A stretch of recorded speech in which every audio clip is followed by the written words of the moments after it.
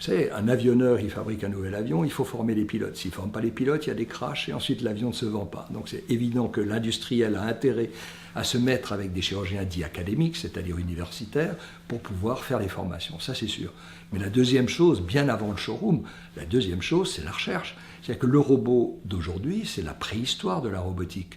Il est énorme, il a une intelligence déjà fantastique, mais le futur de la robotique, c'est pas celui-là. Le futur de la robotique, si on considère que la robotique un jour va être automatique, c'est l'intégration de l'image. Et si vous voulez, c'est aussi pour ça que l'industriel vient ici, puisque ici à l'IRCAD, c'est là où les ingénieurs, depuis maintenant plus de 15 ans, ont réussi à faire ce qu'on appelle le clone digital du malade. On prend l'image du scanner, on prend l'image de l'IRM, on la reconstruit en 3 dimensions et on a en fait le clone digital du malade.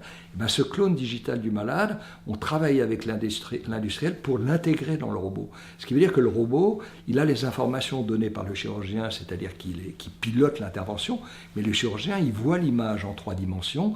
C'est un peu comme un GPS, c'est-à-dire qu'il sait où aller parce que le clone digital du malade, la simulation de l'opération qu'il a fait la veille, va l'orienter pour avoir la meilleure stratégie opératoire pendant l'intervention.